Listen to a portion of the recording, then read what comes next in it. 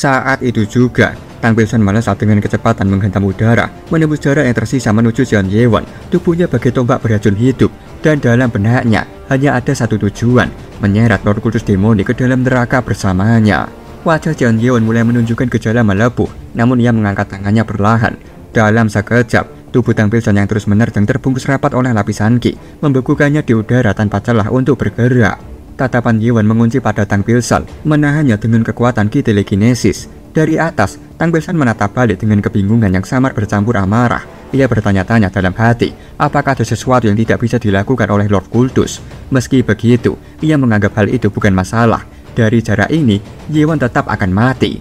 Namun keterkejutannya semakin dalam ketika menyaksikan kulit Ye-won yang melepuh akibat racun justru pulih seketika. Jaringan yang rusak beregenerasi cepat tanpa meninggalkan bekas.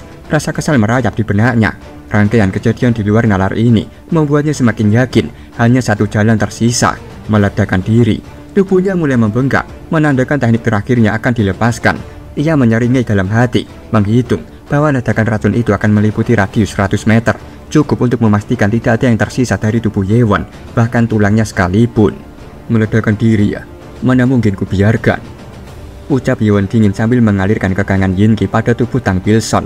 Tubuh Tang Pilsan mulai membeku, membentuk lapisan es yang menjalar cepat dari ujung kaki hingga kepala. Ia berteriak penuh heran, menyadari bahwa apa yang dilakukan Ye-won seharusnya mustahil. Dalam hitungan detik, tubuhnya benar-benar terkurung sempurna di dalam bongkahan es. Wajahnya membeku dalam ekspresi kesal yang tak pernah terucap. Sayangnya aku akan pergi ke neraka sendirian, ujar Ye-won. Ia mengulurkan tangan, menyentuh permukaan es itu. Bongkahan tersebut langsung terpental jauh melesat keluar benteng. Tepat di udara terbuka, Ye-won mengepalkan tangan, meremukkan es beserta tubuh di dalamnya. Ledakan racun ungu menyala mekar di udara, menyebar liar sebelum terurai. Namgung yang menyaksikan dari kejauhan hanya terpaku. Ia tidak menyangka Ye-won mampu menetralkan teknik 10,000 potion dengan manipulasi es, menghancurkan Tang Pilsan sebelum racun itu sempat menyebar. Di lubuk hatinya, ia menilai kematian rekannya berakhir sia-sia, hilang begitu saja tanpa sempat memberi dampak pada sang Lord. Sesaat Namgung terperanjat penuh keterkejutan, suara telepati yang dingin dan tegas menyusup ke kepalanya. Kau berikutnya, Namgung Kyung, Heaven Master Blue Sky Brotherhood. Sekali lagi, Namgung dibuat terkejut. Dalam benaknya, ia bertanya-tanya bagaimana Jeon Ye-won bisa mengetahui identitas aslinya yang selama ini ia sembunyikan. Ketemu, jadi kau di sini ya? Seru seseorang tepat ketika Namgung masih larut dalam pikirannya. Wah, Lord memang hebat. Dia bisa menemukan di tengah kekacauan ini dan memberitahu kami. Tapi lucu banget loh, Ra. Seseorang yang mengaku sebagai pahlawan aliansi Muri malah bersembunyi di tengah peperangan. Lanjut Hubong sambil menunjuk Namgung penuh ejekan. Namgung segera menghulus pedangnya ke arah Hubong, menuntut identitas pemuda itu. Hubong pun langsung menyebutkan namanya. Mendengar nama tersebut, Namgung tampak sedikit bingung karena belum pernah mendengarnya. Ia menduga bahwa Hubong adalah salah satu asasin milik kultus demonik. Namun, ia juga dapat merasakan aura aneh yang terpancar dari tubuh pemuda di hadapannya.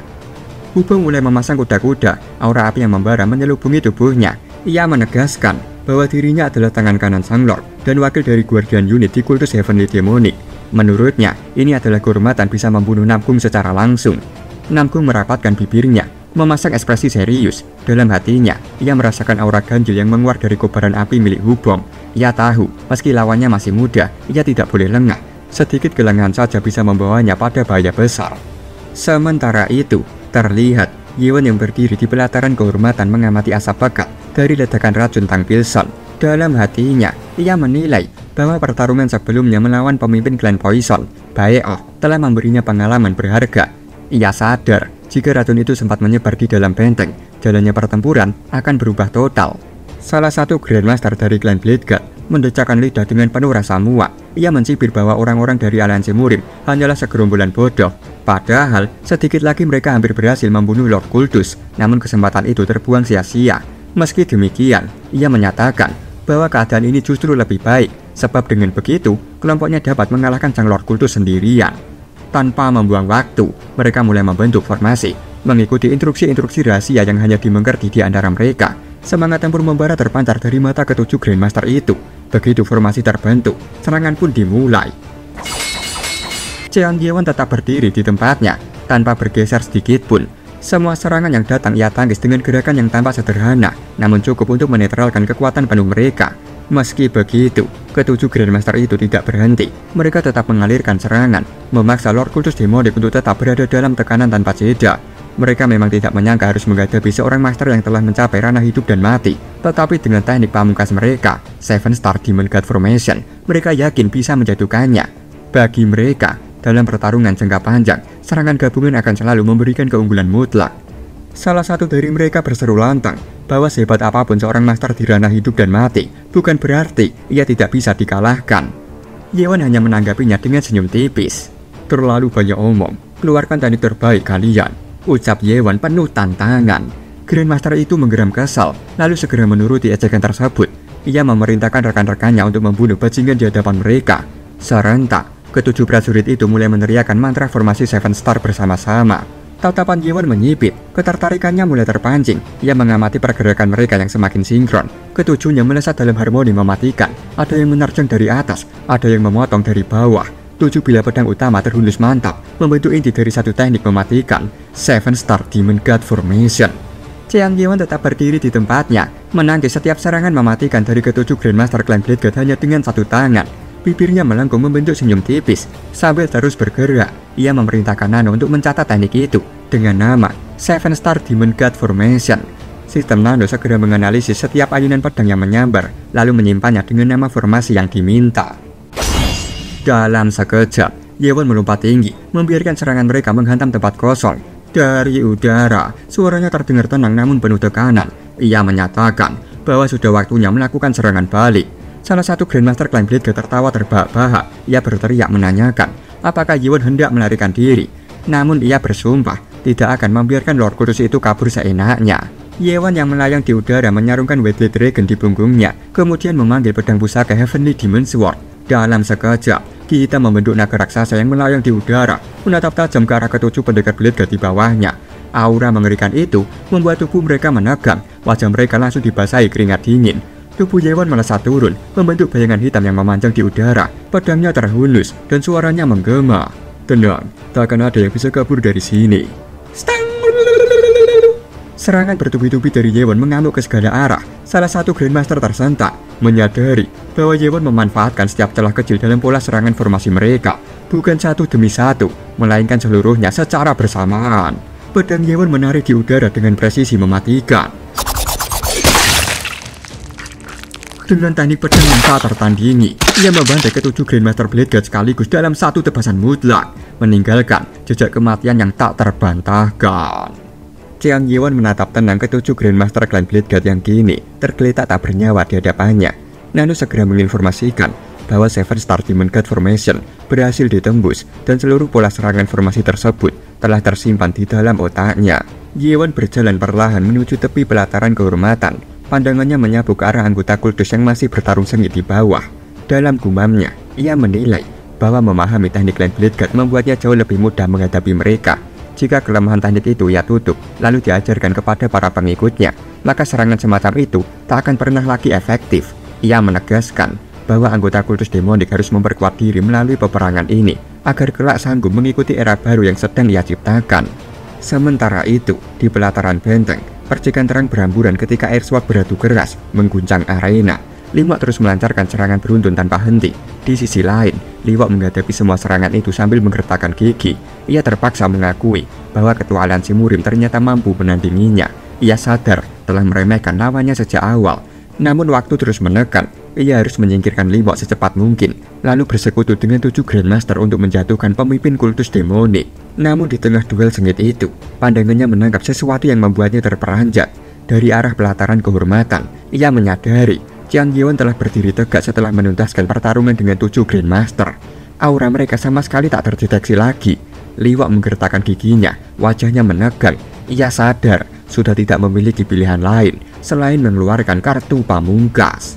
Aktifkan fase kedua! Seruan lantang Liwak menggema, membuat seluruh anggota Clan Blade God yang masih bertarung langsung menerima perintah itu tanpa ragu. Prajurit aliansi Murim yang menyaksikan hal itu tampak kebingungan ketika tubuh-tubuh musuh mulai berubah. Gerak!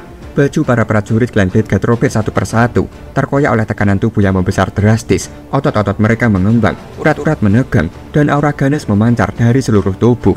Tawa terbahak-bahak menggema, penuh dengan kegilaan ketika mereka merasakan kekuatan baru yang mengalir deras, jauh melampaui batas tubuh manusia biasa. Mata seorang prajurit aliansi Muri membelalak lebar. Dalam benaknya, ia menduga teknik yang digunakan para prajurit Blackguard itu adalah Demonic Blood Reversal. Seorang prajurit Blackguard langsung mencabik musuh di hadapannya. Lantai batu tergores panjang oleh serangan brutal itu. Dengan tawa penuh kebanggaan, ia membantah dugaan tersebut. Menurutnya, teknik yang ia gunakan bukanlah versi yang belum sempurna.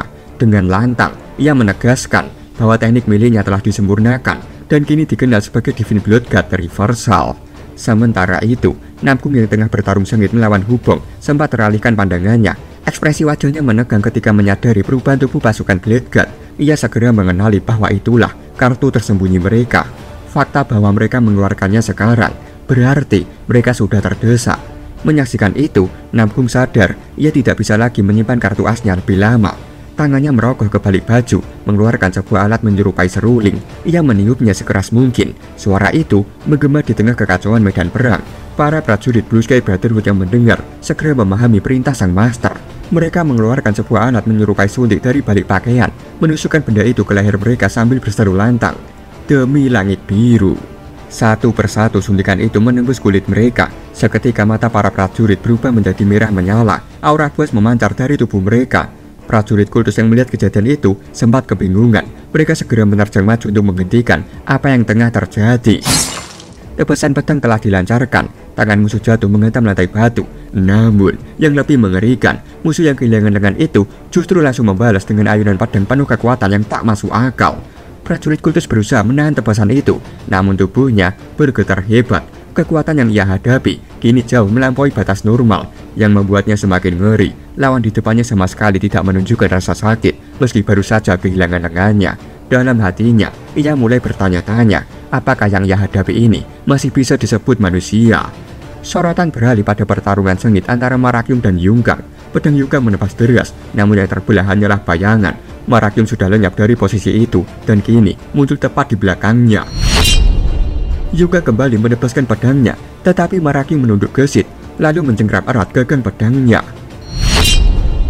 Dari bawah, pedang Marakyum terhunus naik, menebas hingga ke arah kepala Yunggang. Namun alangkah terkejutnya ia ketika melihat pedangnya sama sekali tidak mampu melukai lawan. Tubuh Yunggang tetap utuh tanpa goresan, hanya menampilkan seringai dingin sebelum melancarkan serangan balik. Pedang Yunggang menghentam keras tempat Marakyum berdiri, menghancurkan lantai batu. Namun, Marakyum sudah bergeser ke sisi lawan dengan kecepatan mengaburkan mata. Meski begitu, perasaan berat menghantam dadanya.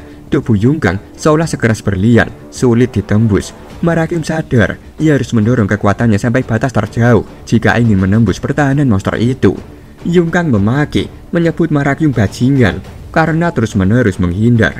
Namun sebelum amarahnya memuncak, pandangannya teralih pada tengah medan pertempuran. Pada saat yang sama, suara telepati merambat tajam ke kepala Marakyum. "Guardian Agung, kurasa sudah waktunya untuk mengakhiri semua ini," ujar suara itu tegas. Yunggang menunjuk ke arah pertempuran, menyuruh Marakyum melihat apa yang tengah terjadi. Di sana, tampak jelas pembantaian sepihak yang dilakukan pasukan klan Blackguard. Darah berceceran, jeritan pecah di udara, dan tubuh-tubuh prajurit aliansi Murim berguguran. Yunggang menyeringai puas, menegaskan bahwa fase pertama telah berakhir. Kini fase kedua dimulai. Ia menyebut inilah awal dari pembantaian yang sebenarnya. Marakyum berdiri di hadapan Yunggang tanpa gentar. Dengan tatapan tajam, ia menegaskan bahwa klan Blackguard sendiri yang telah menyalakan sumbu kehancuran ini. Namun, sebelum benturan berikutnya terjadi, langit di atas kekaisaran berubah menjadi arah perhatian. Seorang sosok tampak berjalan santai di udara. Cheon Yewon.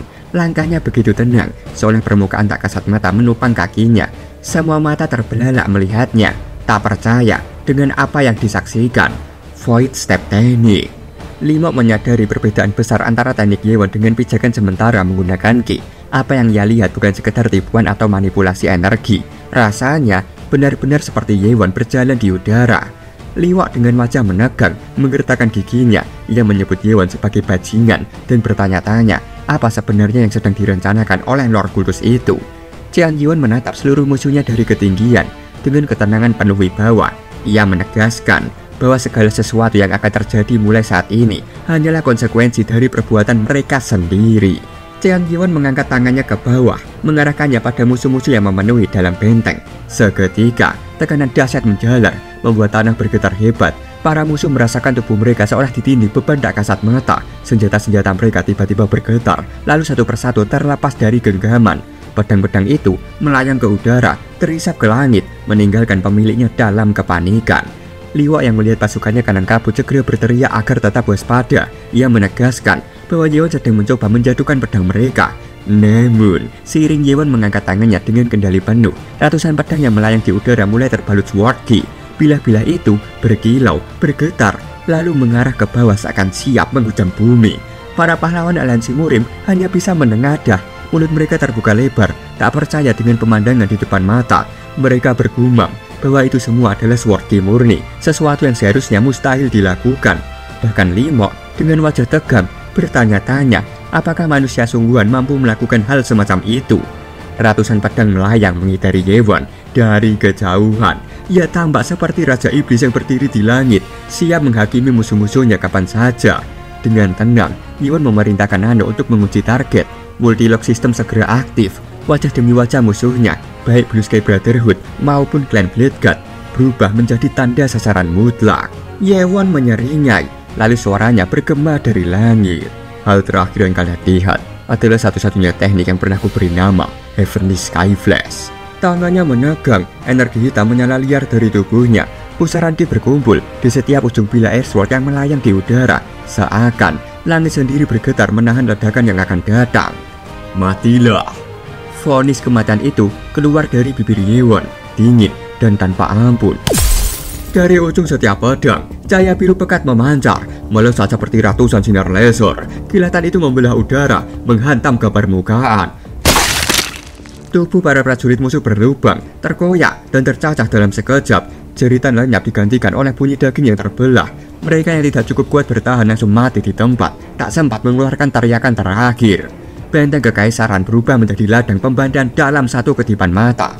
Baekgi dan Munku terpaku, tubuh mereka membeku di tempat. Keduanya menatap ke langit dengan wajah tercengang, tidak mampu memahami sepenuhnya apa yang baru saja terjadi. Ratusan tembakan sword ki itu menghantam musuh tanpa sekalipun melukai sekutu. Presisi serangan itu begitu sempurna, tak ubahnya penghakiman surgawi yang tak bisa dibantah. Dengan suara bergetar namun penuh kekaguman, mereka hanya bergumam lirih.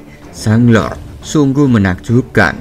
Cheon Yi-won mengarahkan tangannya ke depan, mengendalikan setiap air sword dengan penuh kuasa. Bila-bila sword ki itu melaju deras, menyambar tanpa henti dan tanpa ampun ke permukaan, hanya menebas pihak yang ditetapkan sebagai musuh. Hubung menengadah dengan mata berkilau dan dada bergemuruh. Rasa haru bercampur kagum menyapu dirinya saat menyaksikan kedahsyatan pemimpinnya. Di sisi lain, Galmocha mengerahkan seluruh ki untuk bertahan. Kedua lengannya bergetar, urat-urat menonjol, nafasnya memburu. Ia memberi aba-aba agar pasukannya merapat dan membentuk pertahanan dengan pedang masing-masing. Dalam hati, ia mengakui kengerian yang baru disadarinya. Tiap air sword seolah bermata, tak meleset sedikit pun dari target yang dianggap lawan. Seorang bawahan memohon agar mereka mundur karena tidak mungkin bertahan lebih lama.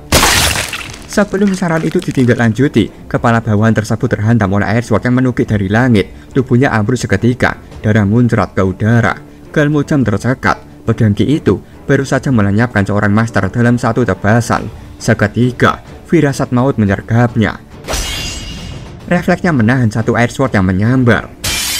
Pedang penahannya pecah berderai. Galmocha langsung melompat menghindar, berlari secepat mungkin di antara hujan bilah tak kasat mata.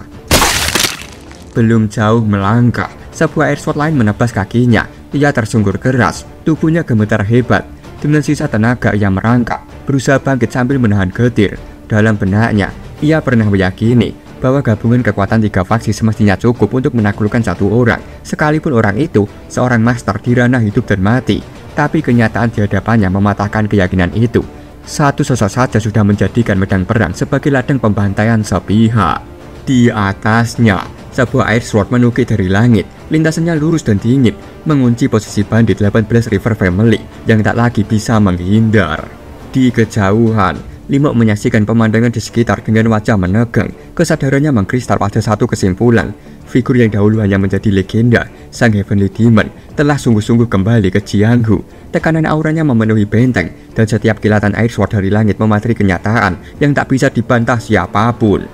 Sorotan kini beralih pada pasukan Blue Sky Brotherhood. Tubuh-tubuh mereka tertobas oleh Air Sword Cheon Yewon. Namun meski anggota tubuh terputus, mereka masih bergerak seperti mayat hidup. Yewon menatap bingung, lalu segera memerintahkan Nano untuk mengubah sasaran target menjadi kepala. Nano langsung memperbarui sistem. Mode headshot telah diaktifkan. Dalam sekejap, kepala-kepala pasukan Blue Sky Brotherhood hancur ditembus Air Sword. Namgung yang menyaksikan pembantahan itu menggeram marah. Ia menyebut Yewon sebagai bajingan terkutuk. Tapi kata-kata itu terputus ketika pandangannya menangkap hal yang mengejutkan. Pasukannya berhenti bergerak. Raut wajahnya dipenuhi kebingungan. Dari balik asap pertempuran, Hubung melangkah mendekat. Dengan seringai penuh ejekan, ia menyampaikan bahwa meski tubuh mereka mati rasa, mereka tetap bisa merasakan ketakutan di ambang kematian. Ia menegaskan bahwa sekaranglah waktunya untuk menyelesaikan pertarungan. Mendengar itu, Namgung mendidih oleh amarah. Ia menyalurkan ki penuh, menghunus pedangnya, lalu melancarkan teknik pamungkasnya, Phantom Sword Technique, Sovereign Absolute Flash. Namun, Hubung tidak gentar. Pedangnya diliputi api menyala ketika mengerahkan Shadow Flame Sword Dance Technique. Benturan dua teknik itu mengguncang pelataran. Namgung yang berniat menebas, pada akhirnya hanya bisa bertahan. Ia menggeram penuh frustasi, sadar bahwa hujan Air Sword dari langit mengganggu konsentrasinya. Hubung terus menekan, matanya berkilat tajam. Pedangnya menyambar tanpa ampun, menebas lengan Namgung. Jeritan panjang pecah. Namgung terduduk, tubuhnya gemetar. Darah mengalir deras dari bahu yang terputus. Tangannya terangkat sia-sia menutupi pangkal lengan yang hilang. Dalam benaknya, rasa malu membuncah. Ia, wakil ketua Blue Sky Brotherhood, dipermalukan dan dikalahkan oleh bawahan kultus demonik yang bahkan tidak dikenal publik. Sementara itu, Hubung meringis sangar. Sorot matanya penuh kebanggaan atas kemenangannya. Di tengah medan pertempuran, Six Sword kembali berkumpul. Pedang pertama maju selangkah, lalu berseru lantang. Para pengikut kultus Heavenly Demonic, bantu Lord dan bantai semua musuh. Gaungan seruan itu membelah arena.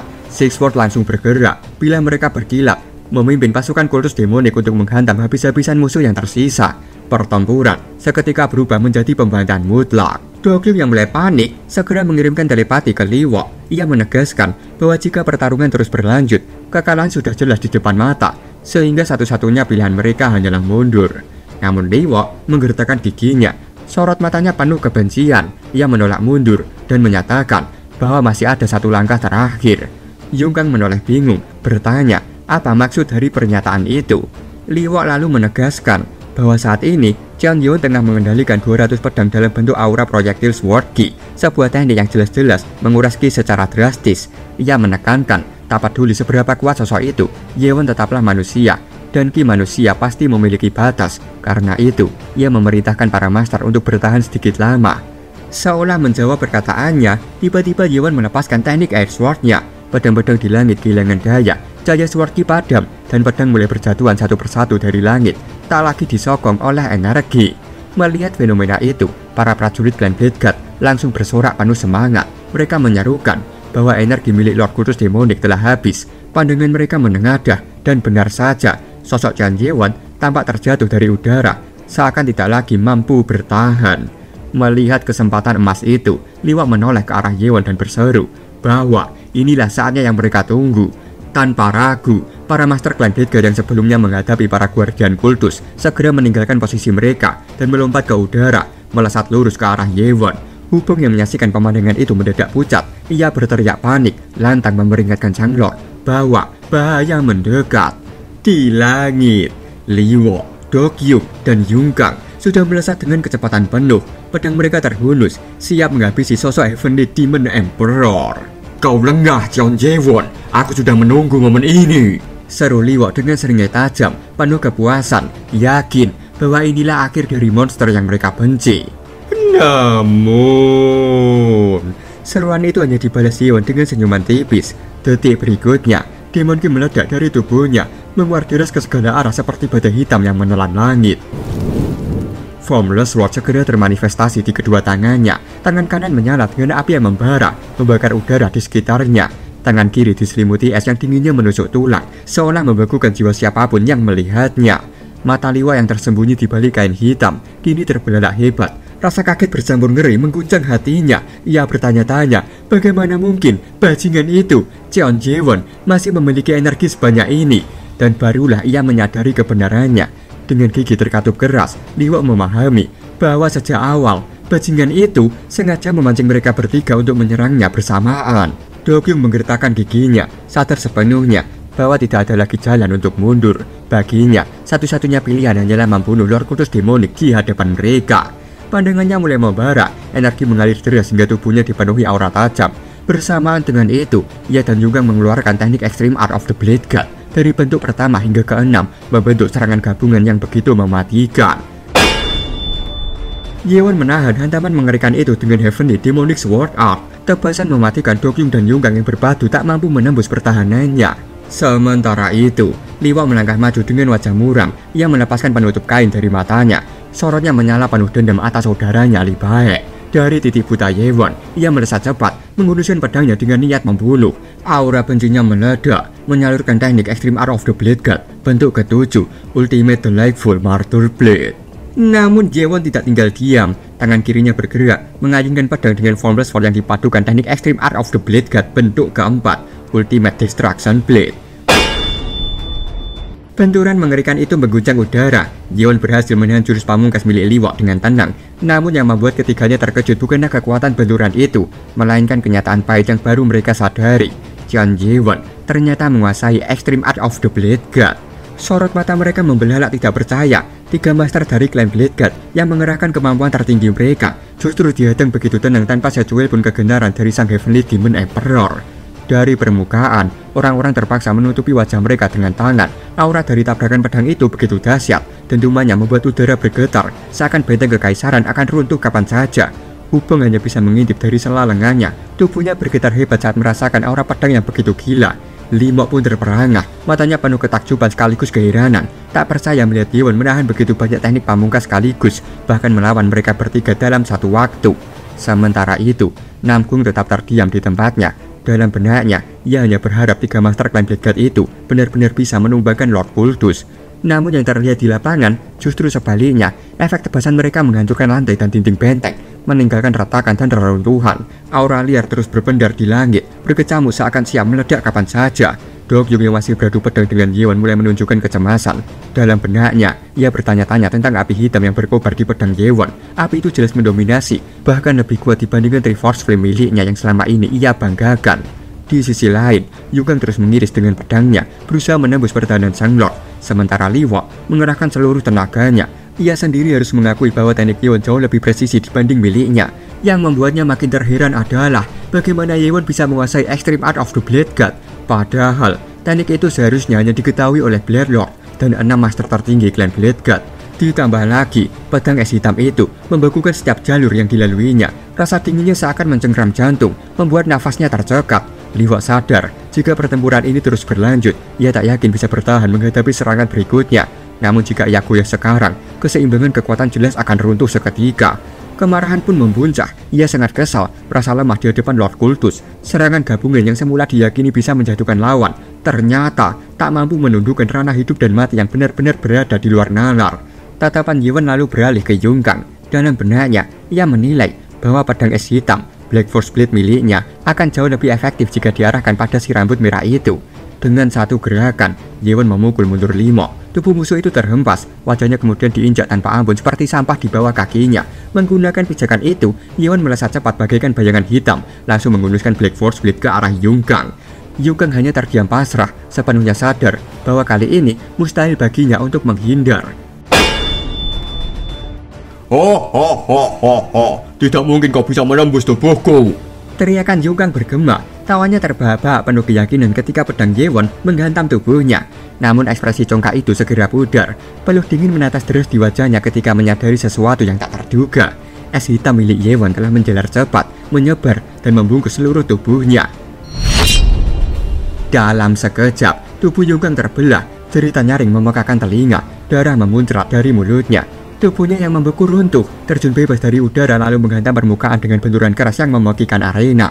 Do-kyung membelalak tak percaya. Ia menyaksikan sendiri bagaimana Yewon membekukan dan menghancurkan tubuh Yonggang yang selama ini dijuluki sekeras berlian dengan begitu mudahnya. Namun, keterpakuan itu tak berlangsung lama. Tanpa memberi waktu sedikit pun, Yewon sudah menggunuskan pedang apinya ke arah Do-kyung. Tatapannya dingin, suaranya datar namun mematikan, memperingatkan bahwa bukan waktunya untuk melamun. Dokyung dengan sekuat tenaga terus menangkis serangan beruntun dari Yewon. Pedang menyala milik Yewon terus menebas tanpa henti. Cerawat! Salah satu tebasan berhasil menembus kaki Dokyung. Panas yang luar biasa membakar sarafnya. Namun yang membuatnya semakin terguncang adalah kenyataan bahwa api hitam itu tidak bisa dipadamkan. Dengan refleks, Dokyung menangkis serangan Black Force Blade. Tubuhnya terlempar, jatuh terjun bebas. Dalam hatinya, ia mengakui kebenaran yang menyesakan. Terlalu mustahil mengalahkan monster di hadapannya. Hanya Blade Lord yang mungkin bisa menghadapi kekuatan seperti itu. Dengan nada berat, ia memutuskan untuk mundur. Meski hari ini berakhir dengan kegagalan, ia bertekad klan Bladeguard tidak akan membuat kesalahan yang sama pada kesempatan berikutnya. Sebelum mendarat, Dokyung mengirim telepati ke Liwok, memerintahkan agar Blade Master itu segera mundur. Liwok terperanjat, wajahnya menegang saat menyadari maksud pria tua itu. Begitu keduanya menjejak permukaan dengan nafas terengah, Yewon sudah berdiri menatap mereka tajam, jelas tak berniat melepaskan buruannya. Liwok berseru panik, menyuruh Dokyung untuk menghentikan aksinya. Namun Dokyung justru mengangkat pedangnya tinggi-tinggi. Mata butanya menyalakan tekad terakhir. Ia melesat ke arah Yewon, mengeluarkan jurus pamungkas, Extreme Art of the Bladeguard, bentuk ke-7, Fight of Eight Immortal Blades. Yewon tak bergeming sedikit pun, tubuhnya melesat maju, Flame Sword terhunus dengan cahaya api yang menggetarkan udara. Cerawat! Dengan presisi mematikan, pedang itu menembus perut Dokyung. Dokyung terbelalak, darah menyembur dari mulutnya. Dengan nafas terakhir, ia sadar betul bahwa monster di depannya benar-benar memahami keseluruhan Extreme Art of the Bladeguard. Yewon telah mengeksploitasi titik lemah dari bentuk ke-7 jurus itu, pusat tubuh. Wajah Yewon tetap dingin, hanya sedikit terciprat darah musuhnya. Pedang Dokyung terlepas dari genggamannya. Namun di saat itu juga, ia merangkul tubuh Yewon erat-erat. Tubuhnya mulai membesar, urat-uratnya meregang ke batas yang tak wajar.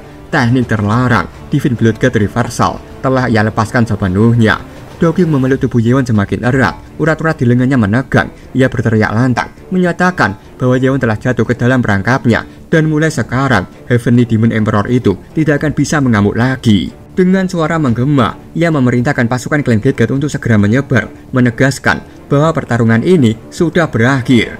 Para prajurit klan Bladeguard terperanjat mendengar seruan itu. Bahkan Liwok sendiri tercekat, tidak menyangka Dokyung sampai melakukan tindakan sejauh ini. Tatapan Dokyung menembus medan pertempuran, mengunci pada Liwok di seberang sana.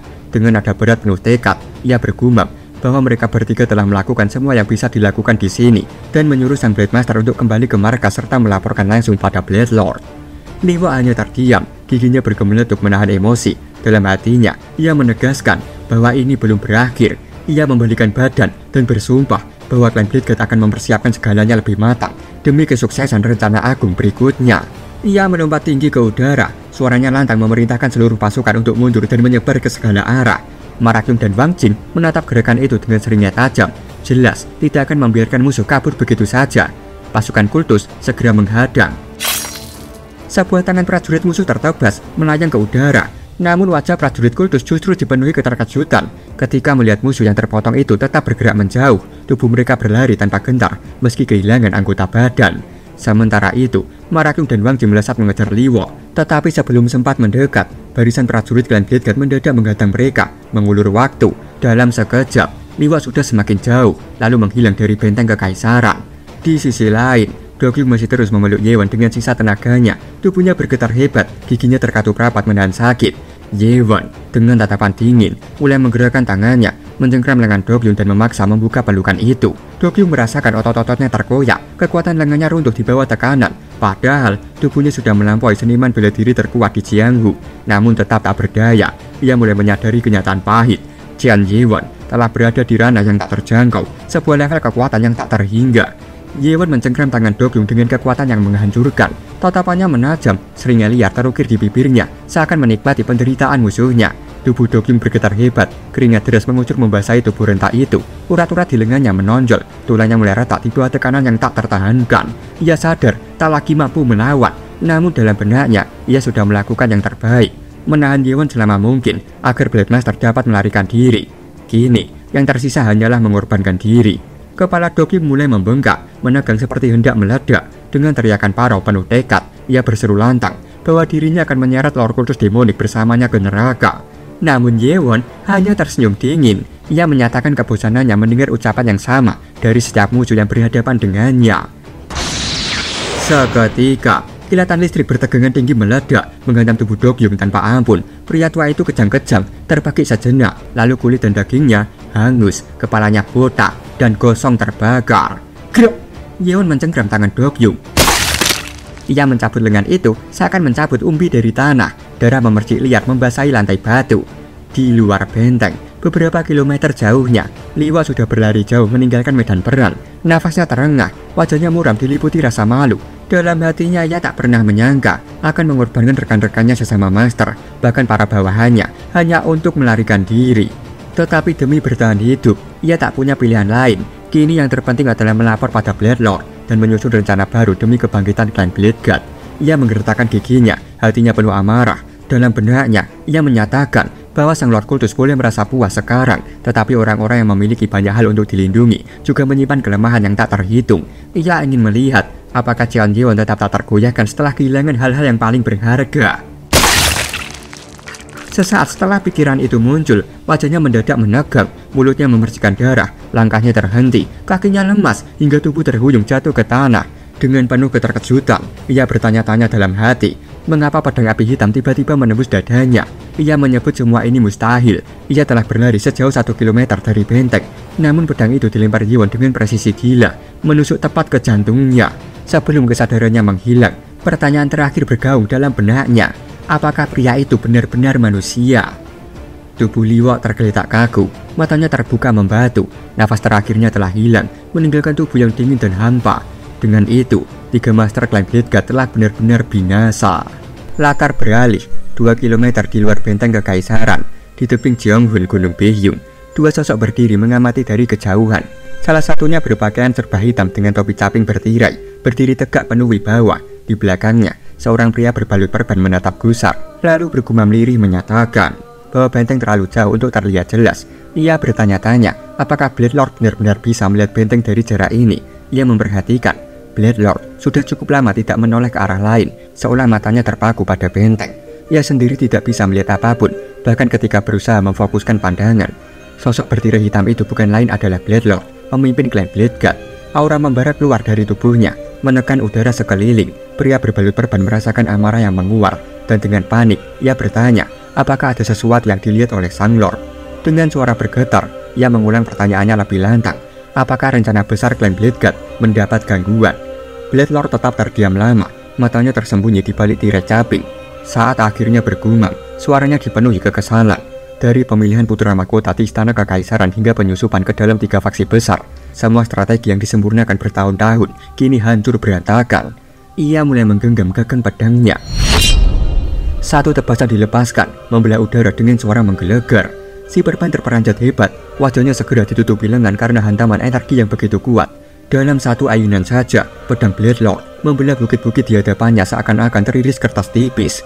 Si perban hanya tercekat, wajahnya diliputi keringat dingin, tubuhnya bergetar menyadari kekuatan yang begitu luar biasa.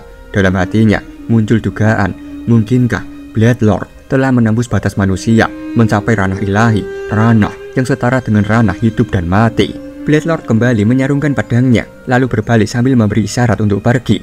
Sebelum mengikuti, si perban dengan suara ragu menyarankan, jika masalah sebesar ini terjadi, lebih baik mengirim Badger Squad atau bahkan Slayer Squad. Namun Blade Lord menegaskan dengan nada dingin bahwa pertempuran sudah berakhir, mengirim siapapun sekarang tidak ada gunanya. Tapi baginya itu tidak masalah, karena ia telah mendapatkan sesuatu yang sama berharganya. Senyum menyeringai tersungging di bibirnya. Akhirnya, aku menemukannya. Sang Heavenly Demon. Latar kembali ke benteng kekaisaran. Sore hari, kabut debu mulai mereda, menyisakan pemandangan pilu. Orang-orang sibuk mengumpulkan tubuh-tubuh korban ke satu tempat. Limok berdiri terpaku, matanya mengamati barisan mayat yang menumpuk. Rasa ngeri merayap dalam hatinya. Namun ia sadar, hal itu tidak bisa dihindari. Perang kali ini memang merupakan yang terbesar dalam sejarah Jianghu. Seorang pahlawan mendekat, memberi laporan dengan wajah muram. Jumlah master bela diri yang tewas di sini mencapai 600 orang. Sementara 1000 lainnya terluka. Untuk laporan rinci akan disampaikan setelah situasi sepenuhnya terkendali. Limo hanya mengangguk berat menerima kabar itu. Tak jauh dari sana, Wang Hul, Baekgi, dan Sangwa menatap mayat-mayat prajurit klan Bladeguard. Wang Hul mengumpat kesal karena bahkan di akhir hayat mereka tidak menyerah. Baekgi sendiri tak menyangka bahwa teknik bunuh diri ditanamkan pada setiap prajurit mereka. 8 orang yang berhasil ditangkap beserta 1 ketua klan meledakkan kepala mereka sendiri saat ditahan. Sang Hua mengingatkan, persis seperti yang dikatakan Sang Lord sebelumnya, serangga di kepala mereka akan aktif begitu kebenaran Clan Blade Guard hendak terkuak. Marakyum yang memperhatikan mayat-mayat prajurit Clan Blade Guard bertanya-tanya dalam benaknya, mengapa mereka begitu ketakutan jika rahasia mereka bocor. Namun satu hal yang pasti, mereka jelas tidak pernah memperkirakan hal-hal yang berada di luar nalar manusia. Tatapannya kemudian beralih pada sosok Dokyum yang terduduk lemas. Tubuh pria tua itu gosong terbakar dan dipenuhi luka parah. Wajahnya dipenuhi kebingungan. Dengan suara parau, ia bergumam lirih, menanyakan bagaimana mungkin monster itu berhasil menghapus serangga di dalam kepalanya. Marakyum melirik ke arah Qian Yiwen yang berdiri tidak jauh dari Dokyum. Ia mencoba menakar sejauh mana kekuatan sang Lord telah berkembang. Hatinya mengakui, Qian Yiwen benar-benar berbeda dari semua Lord Kultus yang pernah ia layani sebelumnya. Dari sorot mata dan wibawa yang terpancar, ia seolah melihat masa depan baru bagi Kultus, masa depan yang cerah di bawah kepemimpinan Heavenly Demon kedua. Menurutnya, dengan kekuatan sebesar itu, semua ambisi besar Kultus Heavenly Demonic akan segera terwujud. Sorotan beralih kepada Hubong yang kini berdiri di hadapan para pahlawan aliansi Murim. Dengan nada menekan, ia bertanya, mengapa dirinya tidak diperbolehkan membawa Namgung. Moyongkang segera menjawab dengan tenang, bahwa Namgung ditangkap olehnya bersama Hong Palwo. Setelah melihat pria itu mencoba melompati tembok untuk melarikan diri, Palwo ikut menegaskan bahwa meski mereka adalah sekutu, ada aturan yang harus diikuti. Ia menatap tajam ke arah Hubong, menyatakan bahwa tahanan yang ditangkap oleh aliansi tetap menjadi tanggung jawab aliansi. Hubong tidak menerima begitu saja. Dengan nada kesal ia menatap ke arah Namgung dan berkata, "Hei Lord Namgung, kau melarikan diri setelah lenganmu ditebas oleh pedangku, bukan?" Karena malu, Namgung langsung membuang muka. Ia tidak mengakui apapun. Hubong mengepalkan tinjunya penuh kejengkelan. Ia menuding bahwa pangkal luka di lengan Namgung pasti dipenuhi luka bakar sebagai bukti. Jadi tidak mungkin pria itu bisa mengelak. Namun Namgung dengan wajah tenang tetap menyangkal.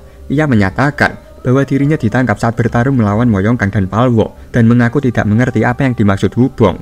Meski mulutnya tetap datar, wajahnya dipenuhi keringat. Dalam hatinya ia tahu, ia sama sekali tidak boleh jatuh ke tangan kultus demonik.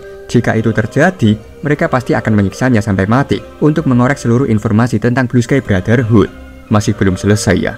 Tanya Yeon ketika melihat Hubong masih mengalami kesulitan. Ia melangkah mendekati para pahlawan aliansi Murim yang keras kepala. Tatapannya tajam, wajahnya tanpa senyum, penuh aura tekanan. Para pahlawan itu hanya terdiam. Mereka merasakan beban luar biasa yang terpancar dari tubuh sang Lord Kultus. Namun sekalipun Yeon sendiri yang meminta, mereka tidak bisa begitu saja menyerahkan Namgung. Bagi mereka, memberikan Namgung sama saja dengan mengekspos kelemahan dalam faksi ortodoks. Lebih dari itu, ada kemungkinan besar kultus demonik akan mengeksploitasi teknik berbahaya yang dimiliki Namgung. Menurut pandangan mereka, teknik semacam itu hanya boleh dijaga untuk kepentingan faksi ortodoks. Ketegangan memuncak ketika Limo akhirnya tiba di tempat itu. Moyongkang dan Palwo langsung menatap tajam ke arah sang ketua aliansi Murim. Tatapannya jelas meminta pertolongan. Limo mengusap dagunya, mempertimbangkan situasi dengan hati-hati. Namun sebelum ia sempat mengambil keputusan, Namgung segera mengirim telepati kepadanya. Tatapan Namgung menancap lekat, penuh ketegangan. Ia menyatakan bahwa jika rahasianya terbongkar, prosedur teknik body modification dan seluruh rahasia Blue Sky Brotherhood yang tersimpan dalam faksi ortodoks akan jatuh ke tangan kultus demonik. Jika itu terjadi, bukan hanya aliansi Murim, tetapi seluruh faksi ortodoks akan menghadapi krisis besar. Limo menarik nafas dalam. Ia memahami bahwa alasan Namgung masuk akal. Kultus demonik saat ini telah tumbuh jauh lebih kuat dari sebelumnya. Jika kekuatan tambahan sebesar itu jatuh ke tangan mereka, keseimbangan di antara tiga faksi bisa runtuh sepenuhnya. Dengan langkah mantap, Limo memberi salam hormat pada Yeon. Suaranya dalam dan tegas. "Lord Jeon, apa kultusmu tidak bisa berkompromi dengan masalah ini?" "Kompromi?" ucap Yeon, nadanya penuh tanya, dingin dan menusuk. Limo melanjutkan penjelasannya. "Memang benar bawahanmu yang melukai Lord Namgung, tapi pada akhirnya dua pahlawan dari aliansi Murim yang menangkapnya di saat-saat terakhir. Kau pasti juga setuju kalau faksi ortodoks dan aliansi Murim lah yang berhak mengamankannya, bukan?" Mendengar itu, tatapan Yeon hanya semakin menajam. Aura intimidasinya kian berat, membuat udara di sekitar seolah tercekik. Lalu Yeon menghela nafas lega, mencoba menenangkan dirinya. Setelah itu, ia mengangkat tangan yang berbalut ki. Seketika, tubuh Namgung terangkat ke udara, membuatnya menjerit ketakutan. Limo yang berada di dekat Yeon segera melompat, menarik pakaian Namgung yang melayang. Ia tidak akan membiarkan Namgung jatuh ke sisi Yeon. Dengan nada tinggi, ia mempertanyakan maksud tindakan si Lord Kultus itu. Yeon tetap diam, tatapannya begitu dingin. Ia terus menarik tubuh Namgung mendekat dengan ki telekinesis. Limo dapat merasakan energi yang semakin besar dipancarkan Yewon untuk merebut Namgung. Dalam hatinya, ia bertanya-tanya mengapa Yewon sampai bertindak sejauh itu. Namgung yang panik berseru lantang, memohon agar Limo tidak melepaskannya. Tubuh Limo mulai bergetar, seluruh tenaganya ia kerahkan untuk menahan tubuh Namgung. Namun ia sadar, meski berusaha keras, perbedaan kekuatan terlalu besar. Sapu yang ia pegang akhirnya robek, membuat Namgung terlepas dan tertarik oleh daya hisap Yewon. Teriakan ketakutan pun pecah dari mulutnya. Senyum tipis tersungging di wajah Yewon ketika tangannya mencengkram kepala Namgung dengan kuat. Para pahlawan aliansi Murim yang melihatnya tampak panik, menuntut jawaban dan mempertanyakan tujuan Yewon. Yewon menegaskan dengan datar bahwa Limo sendiri yang mengatakan siapapun yang menangkap Namgung terakhir akan menjadi pemiliknya. Oleh sebab itu, kini Namgung adalah tahanannya. Pernyataan itu membuat Limo tersentak, matanya melebar. Yewon lalu menambahkan bahwa ia akan membawa Namgung pergi bersamanya. Namgung yang diliputi kepanikan berseru lantang, mempertanyakan mengapa ketua aliansi Murim hanya berdiam diri. Namun sebelum lebih banyak kata keluar dari mulutnya, Yewon menotok lehernya, membungkam pria itu seketika. Tatapan Yewon menajam. Ia merasa bahwa pria ini sangat berisik, bahkan meski sudah dengan mulut tertutup. Dari belakang Yewon, seorang pahlawan mendekat sambil mengucapkan Amitabha. Sosok itu adalah Jungwon. Ia menjelaskan bahwa dalam aliansi ada kode etik kehormatan yang tak bisa diabaikan. Dengan sopan, ia meminta Yewon untuk menyerahkan Namgung ke aliansi Murim, karena bagaimanapun, Namgung adalah anggota berkedudukan tinggi di sana. Yewon menanggapinya dengan tenang, mempertanyakan apakah Jungwon sendiri akan melepaskan seseorang yang sebelumnya mencoba membunuhnya. Wajah Jungwon mengeras, terdiam tanpa jawaban. Lalu Yewon berseru lantang, menegaskan agar basa-basi etika aliansi disingkirkan dan mereka berbicara dengan jelas. Ia tiba-tiba mengangkat salah satu mayat dari Blue Sky Brotherhood, melemparkannya tinggi ke udara, lalu menghantamkan tubuh itu ke hadapan para pahlawan aliansi Murim. Sambil mengusap darah di wajahnya, Yewon bertanya dengan nada dingin, "Kalian bertindak sejauh ini untuk melindungi Lord Namgung karena rekan, atau karena kalian takut teknik dari Blue Sky Brotherhood jatuh ke tangan kultus demonik? Jika kalian ingin melindungi Lord Namgung, seharusnya kalian menahannya sebelum perang ini pecah."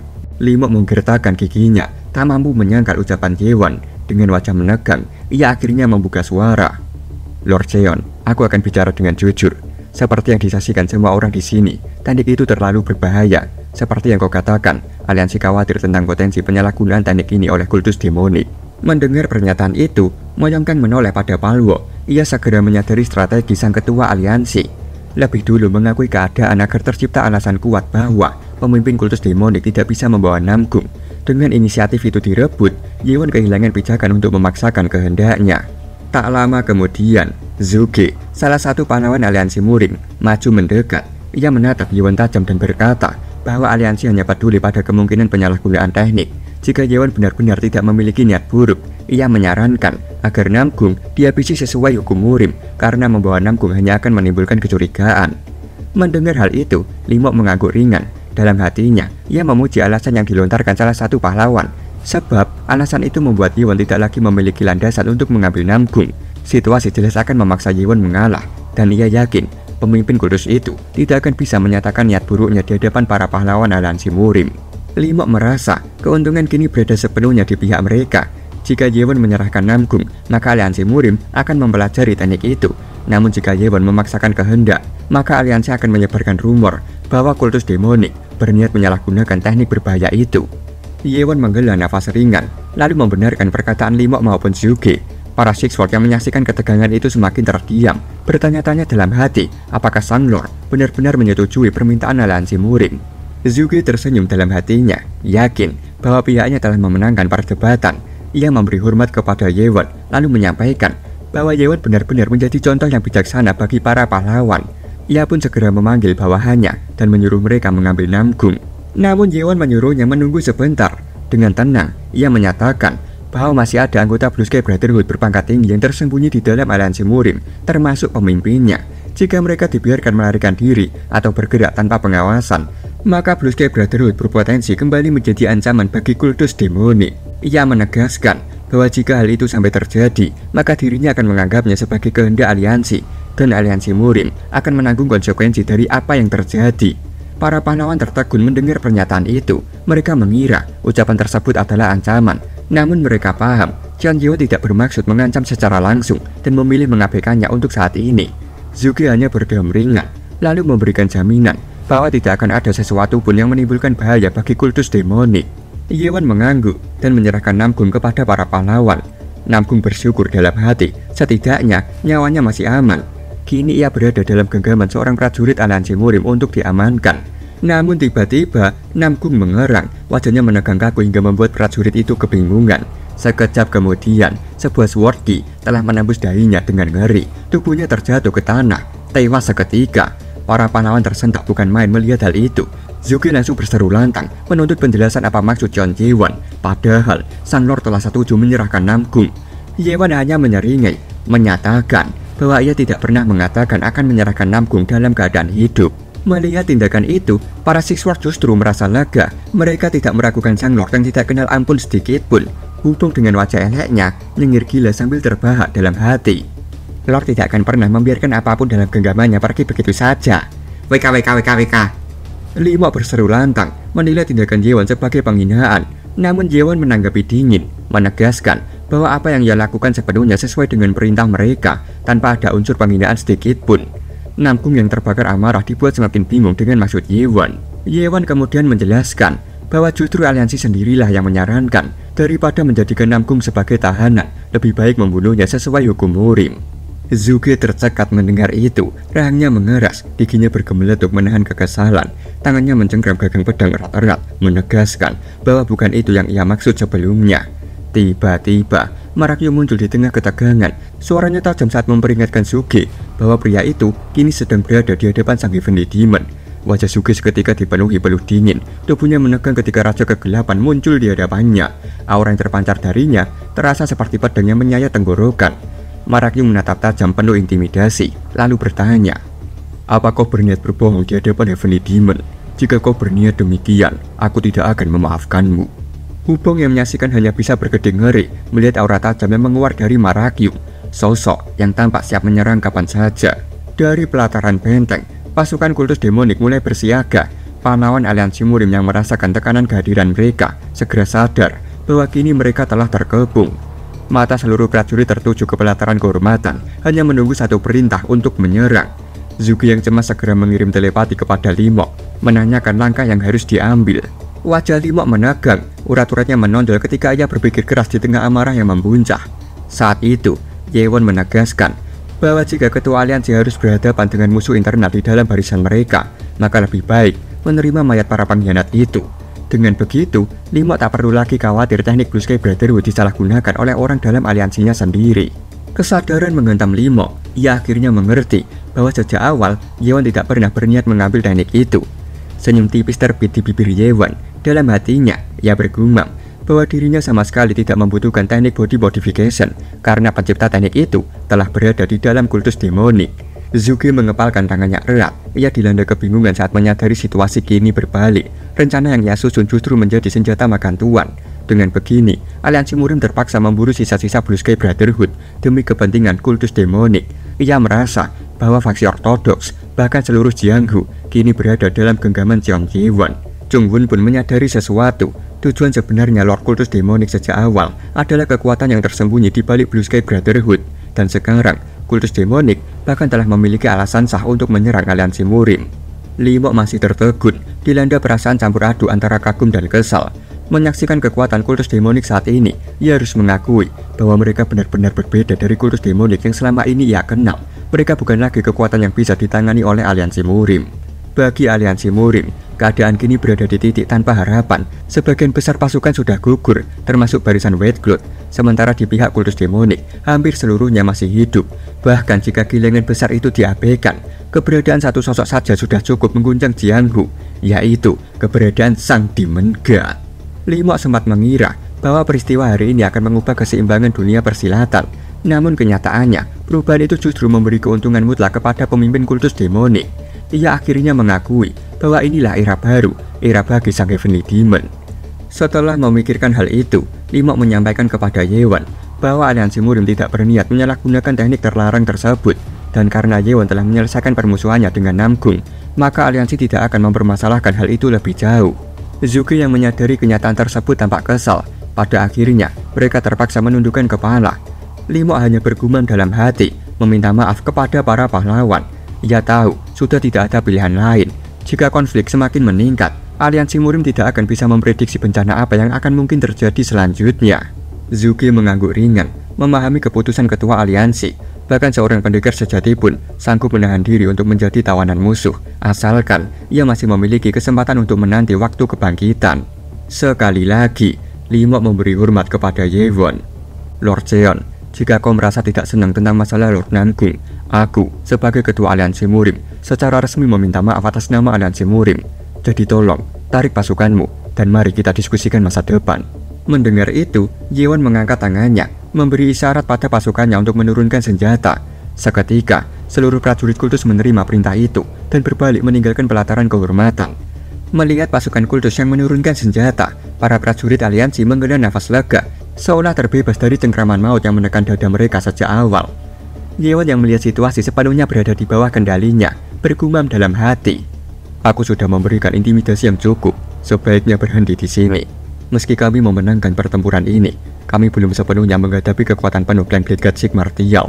Aliansi Murim tidak kehilangan banyak orang, jadi tidak ada alasan untuk memutuskan kerjasama kita.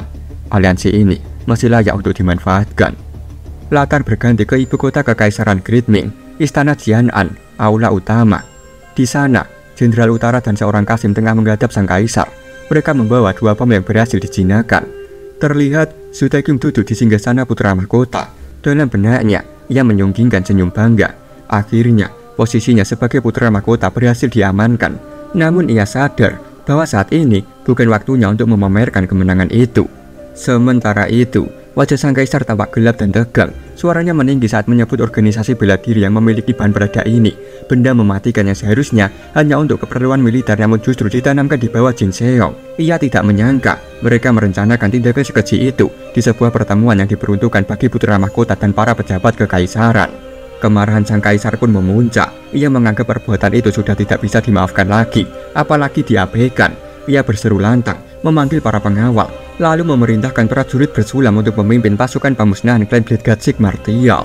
Narator berkata, Komandan Baekjagi atas perintah langsung kekaisaran segera berbaris menuju benteng Jin Seong bersama Jenderal Yo Namgun dan 10.000 prajurit.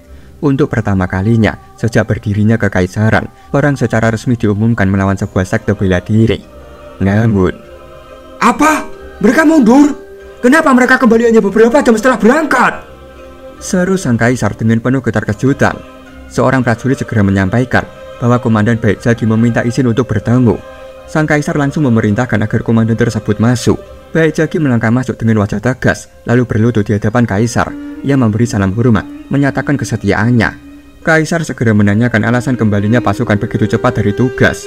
Baekjagi melaporkan bahwa sebelum tentara kekaisaran tiba, para pengkhianat di benteng Jin Seong sudah dimusnahkan. Kaisar sangat terkejut mendengar laporan itu. Dugaan pertamanya langsung mengarah pada perbuatan Lord Kultus Demonik. Namun bahkan, jika kekaisaran meminjamkan zirah dan seragam prajurit bersulam sesuai rencana, pemusnahan sebesar itu terasa terlalu cepat. Baekjagi segera menjelaskan, untuk mempercepat penyebaran pasukan ke Jin Seong, ia lebih dulu mengirim Jenderal Selatan beserta beberapa prajurit bersulam untuk mengamati situasi. Singkatnya, ia menuturkan seluruh kejadian di benteng Jin Seong. Apa yang didengar kaisar dan para pejabatnya sulit dipercaya, bahwa sang Heavenly Demon, seorang diri, membantai begitu banyak orang hanya dalam waktu singkat. Fakta bahwa Cheon Yeon dapat melayang di udara dan menghujani seluruh benteng dengan Sword Ki membuat kaisar membeku tanpa kata. Su Taekyung tak henti merinding. Ia bersyukur dalam hati karena telah memilih bersekutu dengan Cheon Yeon. Baekjagi menutup laporannya dengan menegaskan bahwa itulah alasan ia kembali begitu cepat. Sang kaisar hanya terdiam, berusaha mencerna kenyataan yang melampaui akal manusia. Baekjagi yang tetap menunduk memahami bahwa kaisar sedang terguncang hebat. Bagi seorang penguasa, keberadaan monster dengan kekuatan sebesar itu bukan hanya ancaman, melainkan mimpi buruk yang nyata. Peluk bercucuran di wajah kaisar saat ia menegaskan dengan suara bergetar bahwa selama pemerintahannya tidak akan pernah ada perubahan dalam agama kekaisaran. Narator menyampaikan, kaisar tertegun untuk waktu yang lama setelah pernyataan itu. Tak seorang pun berani mengajukan keberatan. 15 hari pun berlalu sejak festival Dragon Boat. Berita tentang peristiwa mengerikan di Jin Seong telah menyebar cepat ke seluruh Jianghu. Aliansi Murim berusaha menyelamatkan muka dengan mengumumkan aliansi resmi bersama Kultus Demonik, mengeklang bahwa mereka bersama-sama menggagalkan rencana Clan Blade God Sigmartial. Namun kebenaran tetap tak bisa disembunyikan dari mereka yang menyaksikannya langsung dengan mata kepala sendiri. Setelah pertarungan panjang di Kekaisaran, narasi kembali sejenak ke 10,000 Mountain, istana utama kultus Heavenly Demonic. Di sebuah ruangan, seorang lelaki paruh baya tampak meneguk obatnya perlahan. Hahaha, topik ini masih panas. Minumlah perlahan, Tetua Agung. Ucap Xiao Mang dengan tawa puas ketika melaporkan keadaan dunia luar. Lelaki itu meletakkan mangkuk obatnya di meja. Lanjutkan laporanmu, Guardian Kiri. Kau berhenti setelah memberitahuku bahwa Yewon, maksudku, Lord Cheon sedang berada di Kaifeng. Ujar Jian Yuzhong, menyuruh Xiao Mang untuk menjelaskan perkembangan putranya lebih lanjut. Xiao Mang segera melanjutkan, menyampaikan bahwa Sang Lord kini sibuk dengan operasi cabang kultus di Kaifeng. Jian Yuzhong tampak terperanjat mendengar bahwa seluruh wilayah Kaifeng di Provinsi Henan kini secara resmi berada di bawah kendali kultus demonik. Ia bertanya, apakah benar pihak aliansi murim mengizinkan hal itu?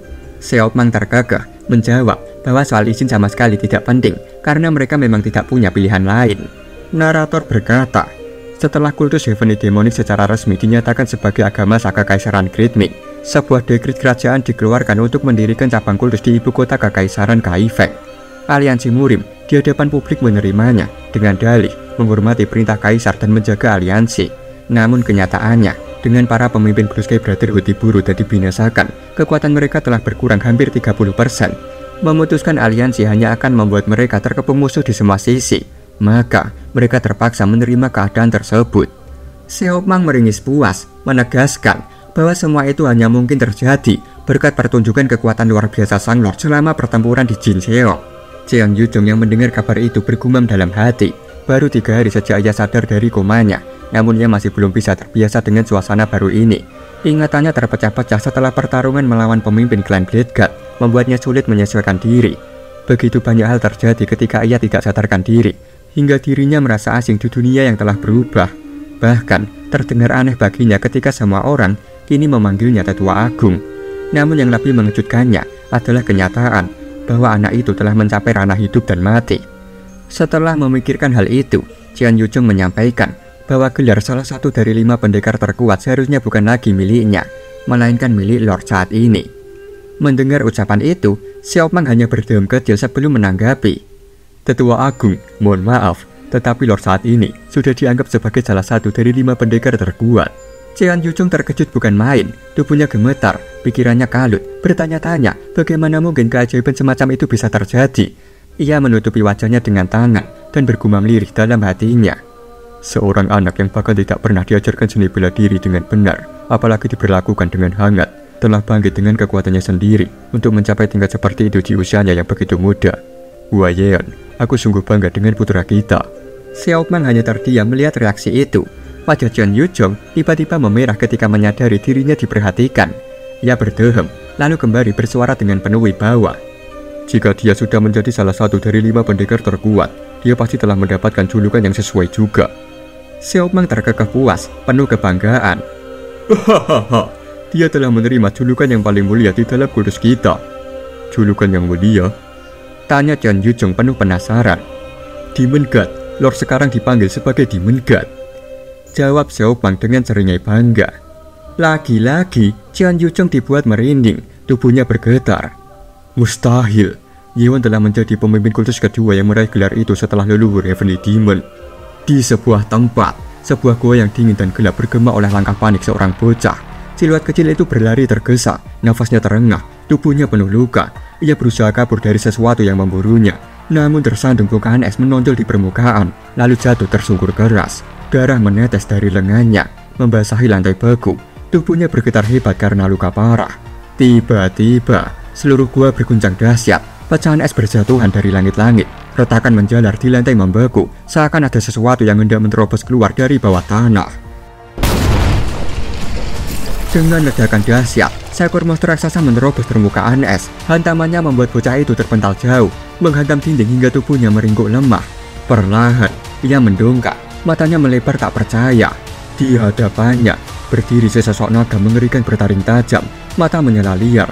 Tubuhnya dipenuhi kilatan listrik kuning yang bergerak ke segala arah. Nafasnya mengepul, sorot matanya menyala buas, seakan siap menerkam kapan saja. Mata bocah itu terbelalak hebat, tubuhnya membeku dalam ketakutan.